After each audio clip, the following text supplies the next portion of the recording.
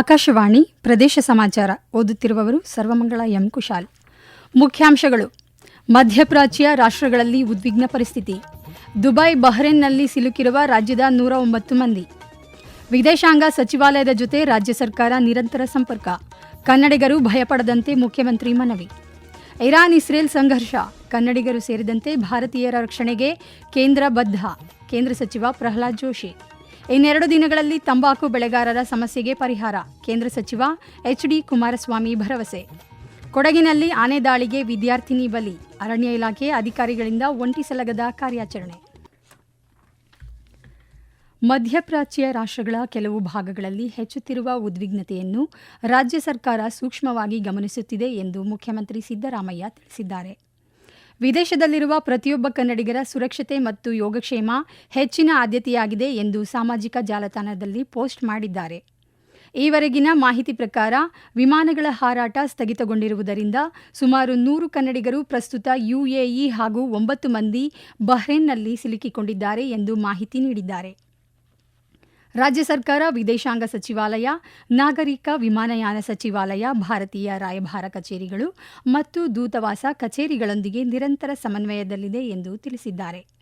ಸಂಕಷ್ಟಕ್ಕೆ ಸಿಲುಕಿದವರಲ್ಲಿ ಬಳ್ಳಾರಿಯ 32, ಬೆಂಗಳೂರಿನ 25, ದಾವಣಗೆರೆಯ 9, ಕೊಡಗು, ವಿಜಯಪುರ, ಹಾಸನ ತಲಾ 4, ಶಿವಮೊಗ್ಗದ ಉಡುಪಿ, ರಾಯಚೂರು, ದಕ್ಷಿಣ ಕನ್ನಡ ಜಿಲ್ಲೆಯ ತಲಾ 3 ಸೇರಿದಂತೆ ಒಟ್ಟು 109 ಮಂದಿ ಸೇರಿದ್ದಾರೆ.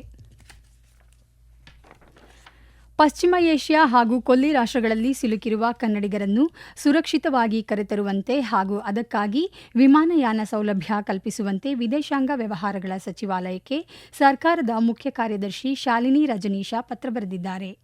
ವಿದೇಶಾಂಗ ವ್ಯವಹಾರಗಳ ಸಚಿವಾಲಯದ ಕಾರ್ಯದರ್ಶಿ ವಿಕ್ರಮ್ ಮಿಸ್ರಿ ಅವರಿಗೆ ಪತ್ರ ಬರೆದಿರುವ ಅವರು, ಪಶ್ಚಿಮ ಏಷ್ಯಾ ದೇಶಗಳಲ್ಲಿ ಉಂಟಾಗಿರುವ ಬಿಕ್ಕಟ್ಟಿನಿಂದ ಕನ್ನಡಿಗರು ಸಂಕಷ್ಟಕ್ಕೆ ಸಿಲುಕಿದ್ದಾರೆ.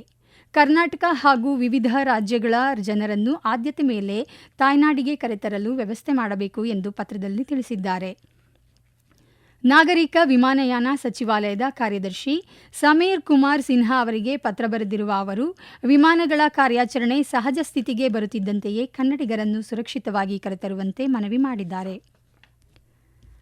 ಮಧ್ಯಪ್ರಾಚ್ಯ ದೇಶಗಳಲ್ಲಿ ಸಂಘರ್ಷ ನಡೆಯುತ್ತಿರುವ ಹಿನ್ನೆಲೆಯಲ್ಲಿ ವಿದೇಶಾಂಗ ಇಲಾಖೆಯ ಅಧಿಕಾರಿಗಳ ಜೊತೆ ನಿರಂತರ ಸಂಪರ್ಕದಲ್ಲಿದ್ದೇವೆ ಎಂದು ಕಂದಾಯ ಸಚಿವ ಕೃಷ್ಣ ಬೈರೇಗೌಡ ತಿಳಿಸಿದ್ದಾರೆ. ಬೆಂಗಳೂರಿನಲ್ಲಿಂದು ಸುದ್ದಿಗಾರರೊಂದಿಗೆ ಮಾತನಾಡಿದ ಅವರು, 109 ಮಂದಿ ಸಹಾಯವಾಣಿ ಸಂಖ್ಯೆಗೆ ಕರೆ ಮಾಡಿ ಮಾಹಿತಿ ನೀಡಿದ್ದಾರೆ. ಏರ್ ಟ್ರಾಫಿಕ್ ಸಮಸ್ಯೆ ಇತ್ಯರ್ಥಗೊಳ್ಳುತ್ತಿದ್ದಂತೆಯೇ ತಕ್ಷಣ ಕೇಂದ್ರ ಸರ್ಕಾರ ವಿಶೇಷ ವಿಮಾನದ ಮೂಲಕ ಕರೆತರಲಾಗುವುದು ಎಂದು ಸ್ಪಷ್ಟಪಡಿಸಿದ್ದಾರೆ. ಕರ್ನಾಟಕದ ನಿವಾಸಿಗಳು ಕೆಲವರು ಮಿಡ್ಲ್ ಈಸ್ಟ್ ಅಲ್ಲಿ ಟ್ರಾನ್ಸಿಟ್ ಅಲ್ಲಿ ಸಿಕ್ಕಾಕೊಂಡಿದ್ದಾರೆ. ಅವರು ಸ್ವಲ್ಪ ಆತಂಕದಲ್ಲಿದ್ದಾರೆ. ನಾವು ಹೇಗೆ ಮರಳುವುದು ಅನ್ನುವಂಥ ಪ್ರಶ್ನೆಯನ್ನ ಇಟ್ಕೊಂಡು ಅವರೆಲ್ಲರಿಗೂ ಕೂಡ ನಾನು ಸರ್ಕಾರದ ಪರವಾಗಿ ಆತಂಕಕ್ಕೆ ಒಳಗಾಗಬೇಕಾದಂಥ ಅವಶ್ಯಕತೆ ಇಲ್ಲ ಎಂದು ವಿಶ್ವಾಸವನ್ನ ತುಂಬುವಂತ ಕೆಲಸ ಮಾಡಲಿಕ್ಕೆ ಬಯಸ್ತೇನೆ. ಅವರಿಗೆ ಸ್ಪಂದನೆ ಮಾಡಲಿಕ್ಕೆ ಶನಿವಾರ ರಾತ್ರಿಯಿಂದಾನೇ ನಾವು ಹೆಲ್ಪ್ ಲೈನ್ ಅನ್ನ ಚಾಲನೆ ಮಾಡಿದ್ದೇವೆ. ಇರಾನ್ ಇಸ್ರೇಲ್ ಸಂಘರ್ಷದಲ್ಲಿ ಸಿಲುಕಿದ ಕನ್ನಡಿಗರು ಹಾಗೂ ಎಲ್ಲ ಭಾರತೀಯರ ರಕ್ಷಣೆಗೆ ಕೇಂದ್ರ ಸರ್ಕಾರ ಬದ್ಧವಾಗಿದೆ ಎಂದು ಕೇಂದ್ರ ಇಂಧನ ಸಚಿವ ಪ್ರಹ್ಲಾದ್ ಜೋಶಿ ತಿಳಿಸಿದ್ದಾರೆ. ನವದೆಹಲಿಯಲ್ಲಿ ಸುದ್ದಿಗಾರರೊಂದಿಗೆ ಮಾತನಾಡಿದ ಅವರು, ಕೇಂದ್ರ ಸರ್ಕಾರ ಎಲ್ಲಾ ದೇಶಗಳ ರಾಯಭಾರಿಗಳೊಂದಿಗೆ ಮಾತುಕತೆ ನಡೆಸಿದ್ದು ಎಲ್ಲರನ್ನೂ ಸುರಕ್ಷಿತವಾಗಿ ಕರೆತರಲು ಕ್ರಮ ತೆಗೆದುಕೊಳ್ಳಲಾಗುವುದು ಎಂದು ಹೇಳಿದ್ದಾರೆ. ವಿಶ್ವದ ಎಲ್ಲಿಯಾದರೂ ಭಾರತೀಯರ ಸುರಕ್ಷತೆ ಕೇಂದ್ರ ಸರ್ಕಾರದ ಪ್ರಮುಖ ಆದ್ಯತೆಯಾಗಿದೆ. ವಿದೇಶಗಳಲ್ಲಿರುವ ಕನ್ನಡಿಗರು ಭಯಭೀತರಾಗುವ ಅಗತ್ಯವಿಲ್ಲ ಎಂದು ಭರವಸೆ ನೀಡಿದ್ದಾರೆ. ಪ್ರದೇಶ ಸಮಾಚಾರ ಕೇಳುತ್ತಿದ್ದೀರಿ.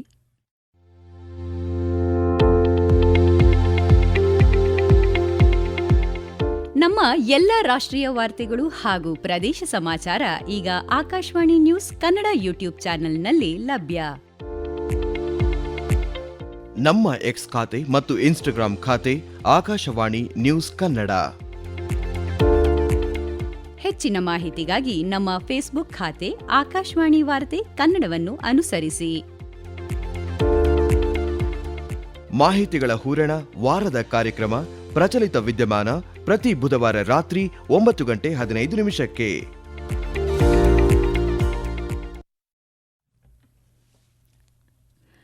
ಮಧ್ಯಪ್ರಾಚ್ಯ ಹಾಗೂ ಕೊಲ್ಲಿ ದೇಶಗಳಲ್ಲಿ ಸಂಕಷ್ಟ ಎದುರಾಗಿರುವ ಹಿನ್ನೆಲೆಯಲ್ಲಿ ವಿದೇಶಾಂಗ ಇಲಾಖೆಯ ಸಹಾಯವಾಣಿಗೆ ಕರೆ ಮಾಡುವಂತೆ ಕಲಬುರಗಿ ಜಿಲ್ಲಾಧಿಕಾರಿ ಫೌಜಿಯಾ ತರನ್ನುಮ್ಗೆ ತಿಳಿಸಿದ್ದಾರೆ. ಈ ಕುರಿತಂತೆ ಪತ್ರಿಕಾ ಪ್ರಕಟಣೆ ನೀಡಿರುವ ಅವರು, ಮಧ್ಯಪ್ರಾಚ್ಯ ದೇಶಗಳಲ್ಲಿ ಪ್ರಸ್ತುತ ನೆಲೆಸಿರುವ ಕಲಬುರಗಿ ಜಿಲ್ಲೆಯ ನಿವಾಸಿಗಳು ಭಾರತೀಯ ರಾಯಭಾರ ಕಚೇರಿಗಳ ಸಹಾಯವಾಣಿ ಸಂಖ್ಯೆಗಳನ್ನು ಸಂಪರ್ಕಿಸಬೇಕು. ವಿದೇಶಾಂಗ ಇಲಾಖೆಯ ಸಾರಥಿ ಸಹಾಯತ್ ಪೋರ್ಟಲ್ನಲ್ಲಿ ನೋಂದಾಯಿಸಿಕೊಳ್ಳುವಂತೆ ಹಾಗೂ ಸರ್ಕಾರದ ಸೂಚನೆಗಳನ್ನು ಅನುಸರಿಸಲು ವಿನಂತಿಸಿದ್ದಾರೆ. ಜಿಲ್ಲಾ ವಿಪತ್ತು ನಿಯಂತ್ರಣ ಕೊಠಡಿ ದೂರವಾಣಿ ಸಂಖ್ಯೆ 084722 278677 ಹಾಗೂ ಪೊಲೀಸ್ ಕಂಟ್ರೋಲ್ ಸಂಖ್ಯೆ 9480805500 948080035000ಗೆ ಕರೆ ಮಾಡಿ ಮಾಹಿತಿ ನೀಡಬಹುದಾಗಿದೆ ಎಂದು ಪ್ರಕಟಣೆಯಲ್ಲಿ ತಿಳಿಸಿದ್ದಾರೆ. ಮಧ್ಯಪ್ರಾಚ್ಯದ ವಿವಿಧ ರಾಷ್ಟ್ರಗಳಲ್ಲಿ ಉಂಟಾಗಿರುವ ಉದ್ವಿಗ್ನ ಪರಿಸ್ಥಿತಿ ಹಾಗೂ ಅಂತಾರಾಷ್ಟ್ರೀಯ ವಿಮಾನಯಾನ ವ್ಯತ್ಯಯದಿಂದಾಗಿ ಸಂಕಷ್ಟಕ್ಕೆ ಸಿಲುಕಿರುವ ದಾವಣಗೆರೆ ಜಿಲ್ಲೆಯ ನಾಗರಿಕರ ನೆರವಿಗೆ ಜಿಲ್ಲಾಡಳಿತ ಧಾವಿಸಿದೆ. ಪ್ರಸ್ತುತ ಯುಎಇನಲ್ಲಿ ಸಿಲುಕಿರುವ ದಾವಣಗೆರೆ ಜಿಲ್ಲೆಯ 8 ಮಂದಿ ಸುರಕ್ಷಿತವಾಗಿದ್ದಾರೆ ಎಂದು ಜಿಲ್ಲಾಧಿಕಾರಿ ಜಿಎಂ ಗಂಗಾಧರ ಸ್ವಾಮಿ ತಿಳಿಸಿದ್ದಾರೆ. ಮುಖ್ಯಮಂತ್ರಿ ಹಾಗೂ ಕಂದಾಯ ಸಚಿವರ ನಿರ್ದೇಶನದಂತೆ ಜಿಲ್ಲಾ ಮಟ್ಟದಲ್ಲಿ ತುರ್ತು ಕಾರ್ಯಾಚರಣೆ ಕೇಂದ್ರವನ್ನು 24 ಗಂಟೆಯೂ ಸಕ್ರಿಯಗೊಳಿಸಲಾಗಿದೆ.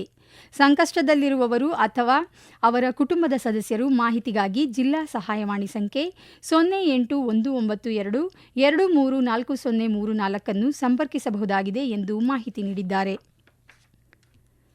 ಇನ್ನೆರಡು ದಿನಗಳಲ್ಲಿ ತಂಬಾಕು ಬೆಳೆಗಾರರ ಸಮಸ್ಯೆಗೆ ಪರಿಹಾರ ನೀಡಲಾಗುವುದು ಎಂದು ಕೇಂದ್ರ ಸಚಿವ ಎಚ್.ಡಿ. ಕುಮಾರಸ್ವಾಮಿ ಭರವಸೆ ನೀಡಿದ್ದಾರೆ. ಮೈಸೂರಿನ ಭಾರತೀಯ ಭಾಷಾ ಸಂಸ್ಥೆಯಲ್ಲಿ ಇಂದು ಮೈಸೂರು ವಿಭಾಗದ ತಂಬಾಕು ಬೆಳೆಗಾರರ ಹಿತದೃಷ್ಟಿಯಿಂದ ಕೇಂದ್ರ ತಂಬಾಕು ಮಂಡಳಿ, ಐಟಿಸಿ ಕಂಪನಿಗಳ ಹಿರಿಯ ಅಧಿಕಾರಿಗಳು ಹಾಗೂ ಪಶುಸಂಗೋಪನಾ ಸಚಿವ ಕೆ. ವೆಂಕಟೇಶ್ ಅವರೊಂದಿಗೆ ಎಚ್.ಡಿ. ಕುಮಾರಸ್ವಾಮಿ ಸುದೀರ್ಘ ಚರ್ಚೆ ನಡೆಸಿದರು. ಬಳಿಕ ಸುದ್ದಿಗಾರರೊಂದಿಗೆ ಮಾತನಾಡಿದ ಅವರು, ಮೈಸೂರು, ಹಾಸನ ಸೇರಿದಂತೆ ಇತರೆ ಭಾಗಗಳಲ್ಲಿ ರೈತರು ಬೆಳೆದ ತಂಬಾಕು ಖರೀದಿಯಾಗದೆ ಸಮಸ್ಯೆಗೆ ಒಳಗಾಗಿದ್ದಾರೆ. ಈ ಹಿನ್ನೆಲೆಯಲ್ಲಿ ಇಂದು ರೇಷ್ಮೆ ಮಂಡಳಿ ಹಾಗೂ ಐಟಿಸಿ ಕಂಪನಿಗಳಿಗೆ ತಂಬಾಕು ಖರೀದಿ ಮಾಡುವಂತೆ ಸಲಹೆ ಸೂಚನೆ ನೀಡಲಾಗಿದೆ. ಇದಕ್ಕೆ ಅಧಿಕಾರಿಗಳು ಸಹಮತ ವ್ಯಕ್ತಪಡಿಸಿದ್ದಾರೆ ಎಂದು ತಿಳಿಸಿದ್ದಾರೆ. ಕೊಡಗು ಜಿಲ್ಲೆಯ ಮದೆನಾಡು ಗ್ರಾಮ ವ್ಯಾಪ್ತಿಯಲ್ಲಿ ಕಾಲೇಜು ವಿದ್ಯಾರ್ಥಿನಿ ಸಾವಿಗೆ ಕಾರಣವಾದ ಒಂಟಿ ಸಲಗದ ಸೆರೆಗೆ ಮುಖ್ಯಮಂತ್ರಿ ಸಿದ್ದರಾಮಯ್ಯ ಕಾನೂನು ಸಲಹೆಗಾರ ಎಎಸ್ ಪೊನ್ನಣ್ಣ ಸೂಚನೆ ನೀಡಿದ್ದಾರೆ. ಮೃತ ವಿದ್ಯಾರ್ಥಿನಿಯ ಮನೆಗೆ ಭೇಟಿ ನೀಡಿ ಪೋಷಕರಿಗೆ ಧೈರ್ಯ ತುಂಬಿದ ಶಾಸಕರು, ವಿದ್ಯಾರ್ಥಿನಿಯ ಸಾವು ನೋವು ತಂದಿದೆ, ಸರ್ಕಾರದಿಂದ ಪರಿಹಾರ ನೀಡಲಾಗುವುದು ಎಂದು ಹೇಳಿದ್ದಾರೆ. ಒಂಟಿ ಸಲಗವನ್ನು ಸೆರೆ ಹಿಡಿಯಲು ಅರಣ್ಯ ಇಲಾಖೆ ಅಧಿಕಾರಿಗಳಿಗೆ ಸೂಚಿಸಲಾಗಿದೆ. ಈ ಬಗ್ಗೆ ಅರಣ್ಯ ಸಚಿವರ ಜೊತೆ ಚರ್ಚಿಸಲಾಗಿದ್ದು, ಸೂಕ್ತ ಪರಿಹಾರ ಒದಗಿಸಲು ಮನವಿ ಮಾಡಲಾಗಿದೆ ಎಂದು ಸ್ಪಷ್ಟಪಡಿಸಿದ್ದಾರೆ. ಬೆಂಗಳೂರು ಪೂರ್ವ ನಗರ ಪಾಲಿಕೆ ವ್ಯಾಪ್ತಿಯಲ್ಲಿ ಜಿಬಿಎ ಮುಖ್ಯ ಆಯುಕ್ತ ಮಹೇಶ್ವರ್ ರಾವ್ ನಾಳೆ ವಿವಿಧ ಕಚೇರಿಗಳಿಗೆ ಭೇಟಿ ನೀಡಿ ಪರಿಶೀಲನೆ ನಡೆಸಲಿದ್ದಾರೆ. ಬಳಿಕ ಅವರು ಸಾರ್ವಜನಿಕ ಸಂಪರ್ಕ ಸಭೆ ನಡೆಸಿ ನಾಗರಿಕರ ಅಹವಾಲುಗಳನ್ನು ಖುದ್ದಾಗಿ ಆಲಿಸಲಿದ್ದಾರೆ. ಗ್ರೇಟರ್ ಬೆಂಗಳೂರು ಪ್ರಾಧಿಕಾರದ ವ್ಯಾಪ್ತಿಗೆ ಒಳಪಡುವ ಬೆಂಗಳೂರು ಕೇಂದ್ರ ನಗರ ಪಾಲಿಕೆಯಲ್ಲಿ ಈಗಾಗಲೇ ಸಾರ್ವಜನಿಕ ಸಂಪರ್ಕ ಸಭೆ ನಡೆಸಲಾಗಿದ್ದು, ಅದಕ್ಕೆ ಸಕಾರಾತ್ಮಕ ಸ್ಪಂದನೆ ವ್ಯಕ್ತವಾಗಿದೆ. ಇದೇ 5ರಂದು ಪಶ್ಚಿಮ ನಗರ ಪಾಲಿಕೆ, ಇದೇ 10ರಂದು ಉತ್ತರ ನಗರ ಪಾಲಿಕೆ ಹಾಗೂ ಇದೇ 12ರಂದು ದಕ್ಷಿಣ ನಗರ ಪಾಲಿಕೆಗಳಲ್ಲಿ ಸಾರ್ವಜನಿಕರ ಅಹವಾಲುಗಳನ್ನು ಮತ್ತು ಮನವಿಗಳನ್ನು ನೇರವಾಗಿ ಸ್ವೀಕರಿಸಲಿದ್ದಾರೆ. ಕೊನೆಯಲ್ಲಿ ಮತ್ತೊಮ್ಮೆ ಮುಖ್ಯಾಂಶಗಳು. ಮಧ್ಯಪ್ರಾಚ್ಯ ರಾಷ್ಟ್ರಗಳಲ್ಲಿ ಉದ್ವಿಗ್ನ ಪರಿಸ್ಥಿತಿ. ದುಬೈ, ಬಹ್ರೇನ್ನಲ್ಲಿ ಸಿಲುಕಿರುವ ರಾಜ್ಯದ 109 ಮಂದಿ. ವಿದೇಶಾಂಗ ಸಚಿವಾಲಯದ ಜೊತೆ ರಾಜ್ಯ ಸರ್ಕಾರ ನಿರಂತರ ಸಂಪರ್ಕ. ಕನ್ನಡಿಗರು ಭಯಪಡದಂತೆ ಮುಖ್ಯಮಂತ್ರಿ ಮನವಿ. ಇರಾನ್ ಇಸ್ರೇಲ್ ಸಂಘರ್ಷ. ಕನ್ನಡಿಗರು ಸೇರಿದಂತೆ ಭಾರತೀಯರ ರಕ್ಷಣೆಗೆ ಕೇಂದ್ರ ಬದ್ಧ. ಕೇಂದ್ರ ಸಚಿವ ಪ್ರಹ್ಲಾದ್ ಜೋಶಿ. ಇನ್ನೆರಡು ದಿನಗಳಲ್ಲಿ ತಂಬಾಕು ಬೆಳೆಗಾರರ ಸಮಸ್ಯೆಗೆ ಪರಿಹಾರ. ಕೇಂದ್ರ ಸಚಿವ ಎಚ್.ಡಿ. ಕುಮಾರಸ್ವಾಮಿ ಭರವಸೆ. ಕೊಡಗಿನಲ್ಲಿ ಆನೆ ದಾಳಿಗೆ ವಿದ್ಯಾರ್ಥಿನಿ ಬಲಿ. ಅರಣ್ಯ ಇಲಾಖೆ ಅಧಿಕಾರಿಗಳಿಂದ ಒಂಟಿ ಸಲಗದ ಕಾರ್ಯಾಚರಣೆ.